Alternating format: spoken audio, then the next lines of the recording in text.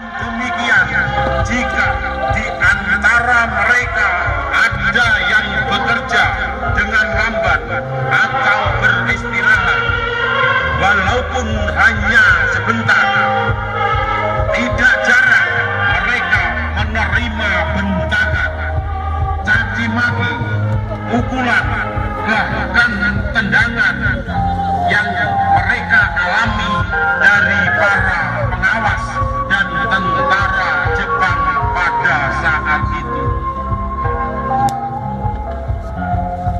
Hanya pada malam hari mereka berkesempatan untuk melepas lelah. Dalam keadaan yang demikian, mereka tidak punya daya tahan lagi terhadap serangan penyakit.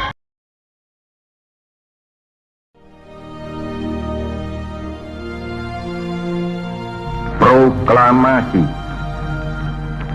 Kami, bangsa Indonesia, dengan ini menyatakan kemerdekaan Indonesia. Hal-hal yang mengenai pemindahan kekuasaan dan lain-lain diselenggarakan dengan cara saksama dan dalam tempo yang sesingkat-singkatnya. Jakarta, 17 Agustus 1945, atas nama bangsa Indonesia, Soekarno Hatta.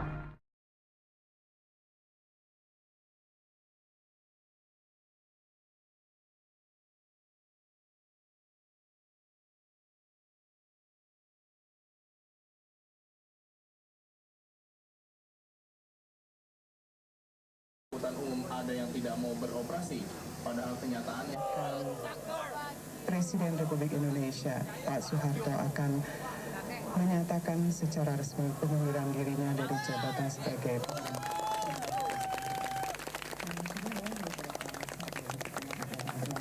sebagaimana yang tadi kami saksikan, dan juga di dalam ruang kredensial ini sudah berkumpul para wartawan cetak.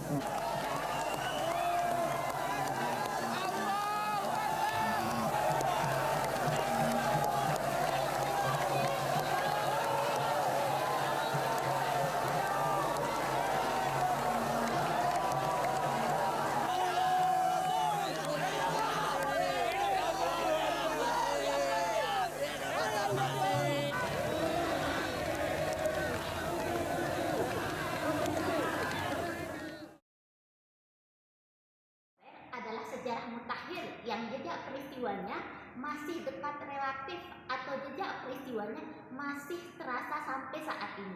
Contohnya saja adalah gerakan G30 SPKI, di mana memang masih terdapat perbedaan jejak pendapat kapan peristiwa tersebut dikatakan sejarah kontemporer.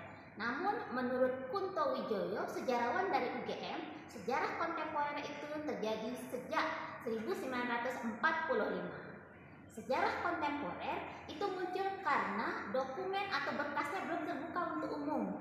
Apalagi ada beberapa tokoh sejarahnya yang masih hidup, sehingga timbul perbedaan pendapat dan pada saat itu adanya politik dan sosial yang berbeda. Secara singkat, sejarah perkembangan negara Indonesia terangkum sebagai berikut. Pada era 1940-an, Indonesia masih belum merdeka.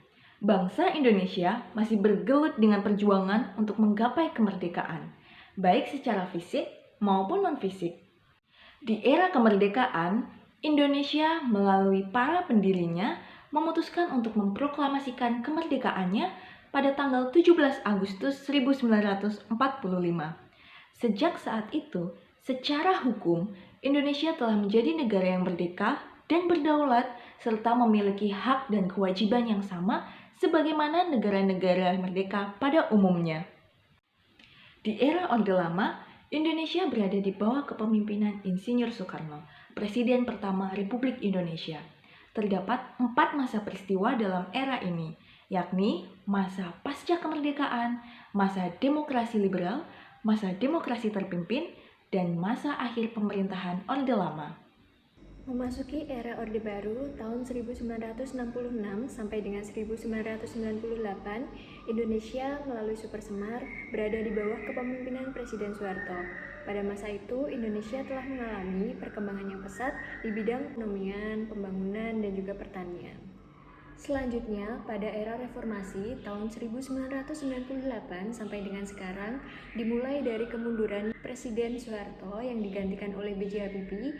Pada masa ini, masyarakat sudah dapat berpartisipasi secara aktif dan beraspirasi bagi kehidupan berbangsa dan bernegara.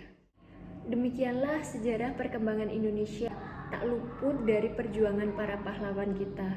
Wawasan kebangsaan lahir ketika bangsa Indonesia berjuang membebaskan diri dari segala bentuk penjajahan. Catatan sejarah membuktikan kepada kita bahwa semangat perjuangan bangsa Indonesia tidak pernah padam dalam usaha untuk mengusir penjajah dari Nusantara.